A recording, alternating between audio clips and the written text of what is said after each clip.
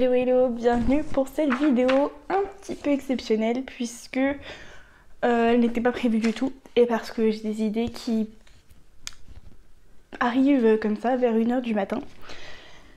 L'idée c'est un événement Wattpad autour du printemps pour savourer cette belle saison et puis tout simplement pour booster les vues, les lectures sur certaines histoires Wattpad.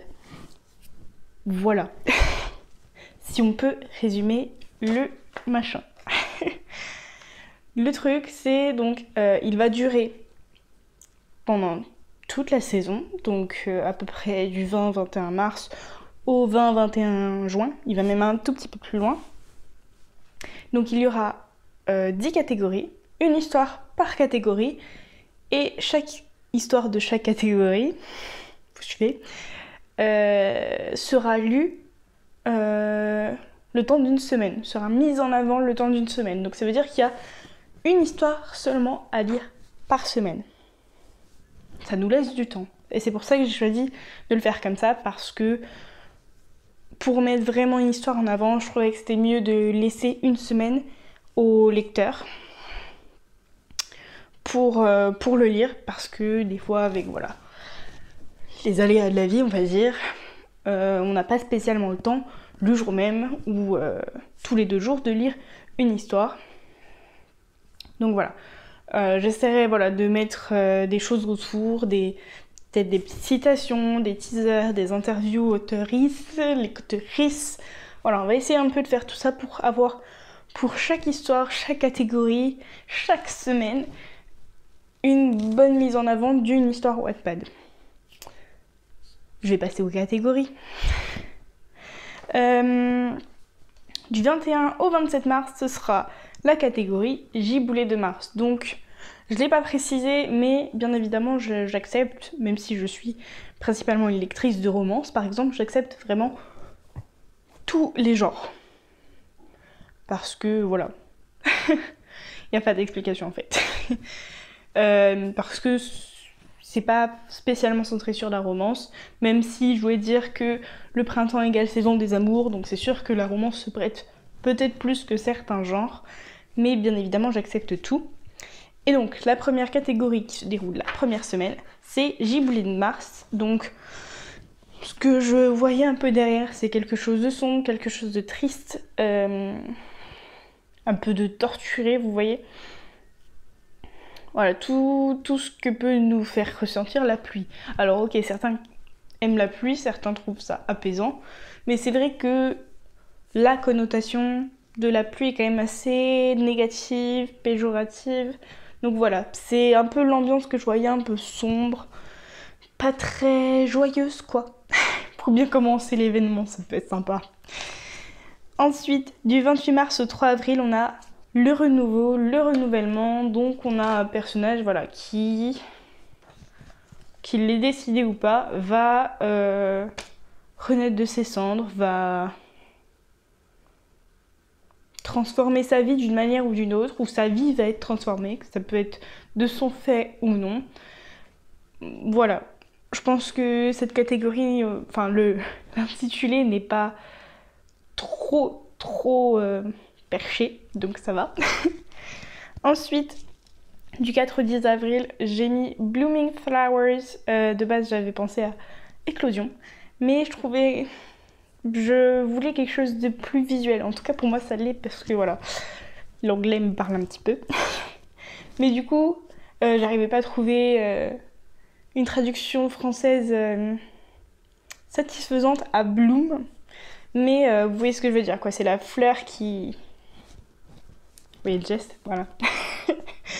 C'est voilà, un personnage qui sort de sa coquille, un personnage renfermé qui apprend ou qui évolue tout au long de votre histoire pour, voilà, au fur et à mesure, bloom. Du 11 au 17 avril, on a Gourmandise, puisqu'on arrive à la période de Pâques. Donc là, c'est tout ce qui peut être en rapport avec les papilles au final. Donc ça peut être un héros qui est pâtissier, un héros qui est chocolatier, un héros tout simplement qui est cuisinier. Enfin, Ou peut-être que ça peut être quelqu'un qui est juste passionné de cuisine ou passionné de chocolat ou je ne sais quoi. Vous voyez un peu l'idée.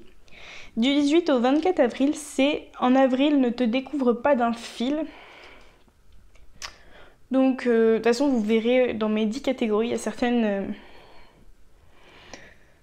qui se rapprochent un peu au niveau interprétation. Donc, ça veut dire que même si il n'y a qu'une seule histoire par catégorie, votre histoire peut peut-être quand même correspondre à plusieurs. Et donc, du coup, avoir plus de chances quand même de participer à l'événement. Donc, en avril, ne te découvre pas d'un fil. L'idée que j'avais derrière, c'est un personnage sans doute qui a du mal à se révéler aux autres, qui est assez renfermé, qui ne fait pas confiance peut-être, des choses comme ça. Vous voyez un peu l'idée de quelqu'un qui se cache un peu derrière des vêtements au final. Ça peut être aussi quelqu'un par exemple qui est atteint de dysmorphie ou qui n'aime pas son corps, des choses comme ça, et qui se cache derrière des vêtements. Je viens d'y penser. Hein. Mais voilà, ça peut être plein de choses au final. De toute façon, j'en parlerai après. Du 25 avril au 1er mai, c'est souffler le chaud et le froid. Donc là, on a l'idée de... Je sais pas si ça peut correspondre à d'autres genres, mais en tout cas, pour ce thème-là en particulier, je vois bien de la romance, tout simplement parce que j'imagine bien une relation entre les personnages où un coup ils vont bien s'entendre et un coup ils vont pas se supporter. Enfin voilà, vous voyez un peu l'idée. Ça va être un peu je t'aime moi non plus, et après inversement, un peu un chat, un jeu du chat et de la souris, voilà, ce genre de choses. Du 2 au 8 mai, c'est la nature. C'est vaste, vous allez me dire, mais justement, j'avais quand même envie d'avoir certaines catégories qui sont assez vastes, assez faciles d'interprétation aussi. Et donc, voilà, on a la nature. Dès que vous avez un rapport quand même assez consistant, hein, bien sûr, avec la nature dans votre roman, ça fonctionne.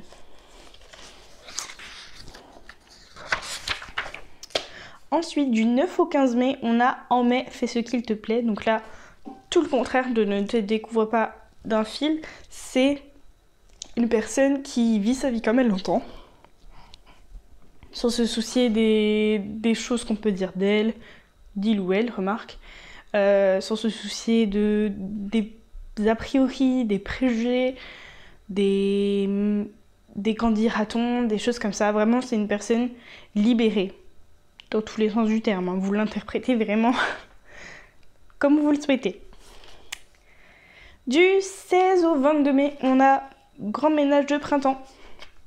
Donc l'idée, c'est quelqu'un qui se débarrasse de certaines choses, que ce soit matériel, psychologique, d'un entourage toxique, ou pas d'ailleurs, peu importe. Voilà, c'est vraiment l'idée, je dis au début de roman, mais c'est parce que ça paraît le plus logique, ou le plus facile peut-être, je sais pas.